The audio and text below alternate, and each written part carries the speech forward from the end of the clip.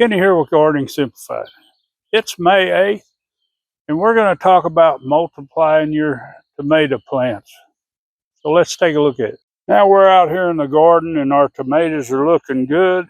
They're about 3 feet tall or so. Some of them are actually probably more like 4.5. They just take off. But what I'm out here doing, and I was out here yesterday cleaning these out. As you can see, this is still a little bit close to the ground. These are some that I've already taken care of, trimming a lot of these lower leaves.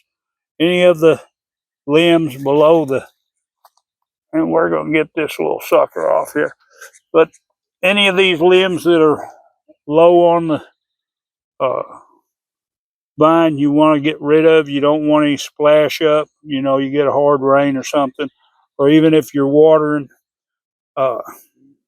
with a wand or something, that way you've got an area that you're not going to be wetting the leaves down and possibly splashing up any of the disease that's in the ground, because there's going to be disease in just about everyone's ground, especially if you're organic, because you're not going to be spraying a lot of these chemicals because you want good quality food.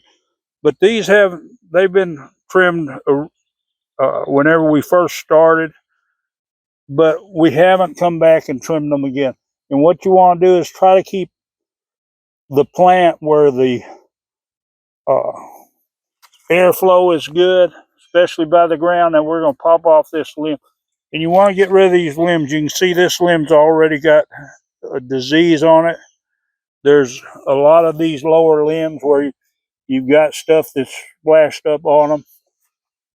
And we're going to get rid of that. But also in this process, now these are indeterminate, so we kind of keep the vines down to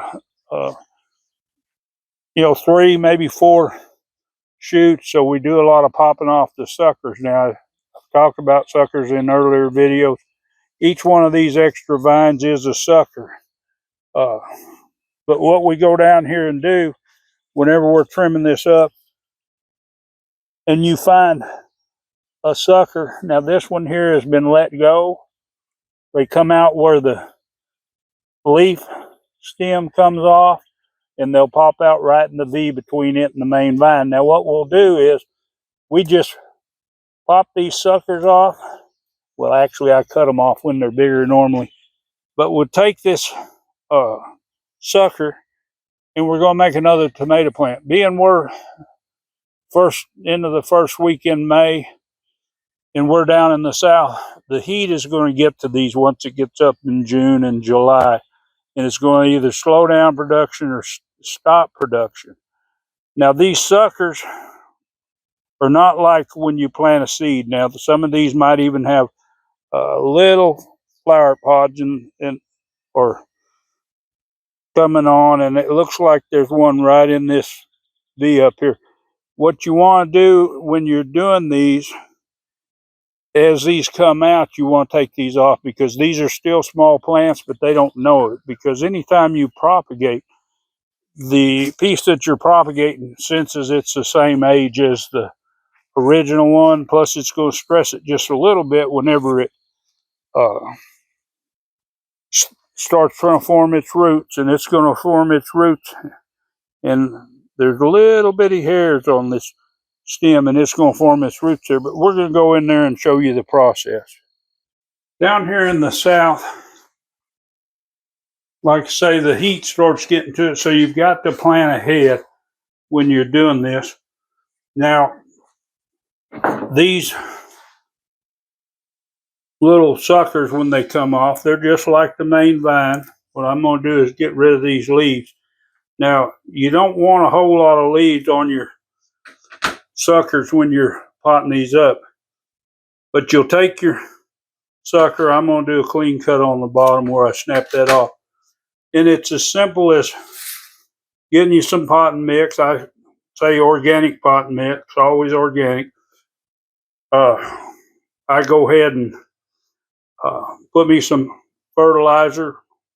I use my normal pelleted chicken litter that's a organic 333. And all you got to do stick this thing down in there as deep as it goes. I don't worry about pushing around it. I'll water these in. Now, I did give this mix a good amount of water before I started, but it's as simple as that. Now, these here, they always do best when you do it right away. These have been in the water for a little bit. They're still good and solid. We can cut that off, but I've changed the water a couple of times because I just didn't feel like getting to it. This has a few more leaves, but that's fine. I wouldn't have no more leaves than that whenever I'm doing these. And as you can see, this is a simple process. I just figure about how long so I can put it deep in my pot. Now, you can do this directly into the ground. I did this last year with the tomatillo that got broke off. Just clip the top part like this. Got me a stick, made a hole, stuck it in the ground, and watered it in good, and it took on. In fact, it caught up to the other ones, even though they were considerably bigger. But when you're needing more tomatoes, because especially like I say in the South where we end up getting really hot and the heat causes disease to come on more, blight and leaf spot, stuff like that. You have some new ones that are younger, they're healthier, stronger, and they'll go ahead and make that second crop so they can follow up behind the other ones. It's a simple process. It's something I think everybody should know. You can also do this if you're wanting a lot of tomatoes, but your budget's smaller, so you can buy your tomato plants. Once they start putting out suckers, you can plant them. They don't have to be big like this. They can just be little suckers. Stick them in a pot where you can kind of monitor them. These are going to go into the greenhouse because for the first week or so, you don't want them to get full sunlight because it's going to stress them too much and a lot of them will die. You can put them on a porch. You can put them under a shady tree, anything like that. I used to have a picnic table in the shade, and I used to just set them out there before I had my greenhouse.